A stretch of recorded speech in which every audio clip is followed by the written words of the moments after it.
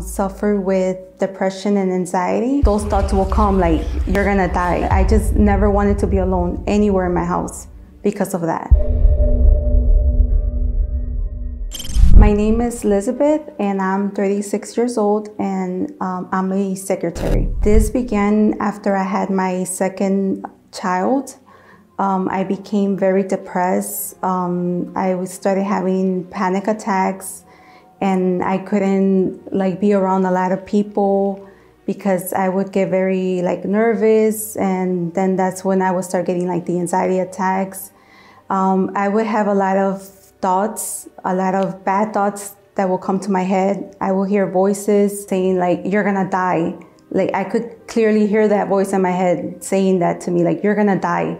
So that would terrify me. That would I would be terrified because I didn't know where it was coming from, or why was I listening? Why was I hearing that? I started closing myself. I didn't want to go out anywhere because I would think oh, if I go to the store, what about if I get into a car accident and I die?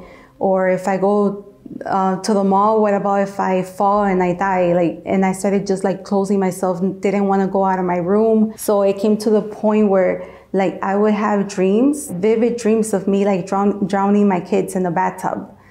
And I would wake up terrified, scared, because I thought, I killed my kids. I didn't know, what was real, or what was a dream, or, or if I was conscious, or if I would lose my conscience and didn't know what I was doing.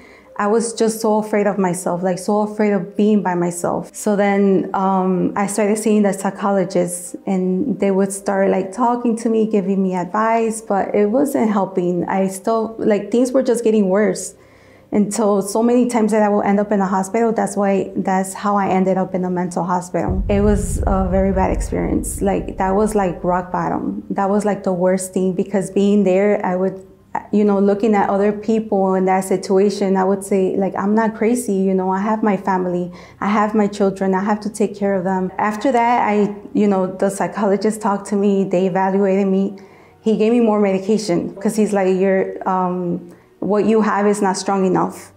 So I got to give you something stronger. So they gave me more medication. The doctor told me you can't stop taking the pills. If you stop taking the pills, you're going to get a relapse and you're going to start having suicidal thoughts. So I didn't want to live like that no more.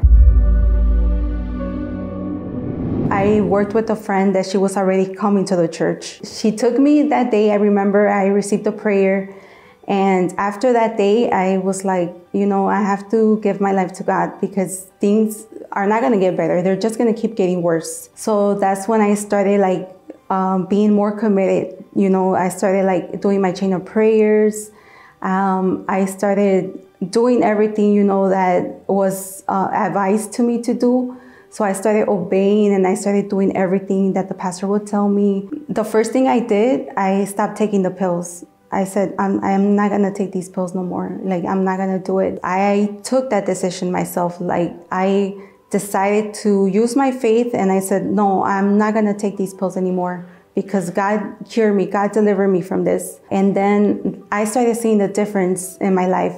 I started seeing little by little that, I was being different. I was having different approaches to the situations. I would have problems, but I was seeing that I was becoming stronger. I would hear in the services, about the Holy Spirit. I would start hearing He will give you strength. He will help you overcome your problems. So I was I want that. I need that in my life. They would say when you receive the Holy Spirit, you're going to have joy. I wanted to have that joy. I was desperate for happiness. I was desperate for joy. So even though I was already delivered, but I was, I still felt I was missing something. So when the pastor would talk about the Holy Spirit, I would say, I need that, I need that in my life. So I started seeking the Holy Spirit because I wanted that inside of me. I wanted, I wanted that joy. I wanted to, have that strength. I remember the day that I received the Holy Spirit. It was during the fast of Daniel.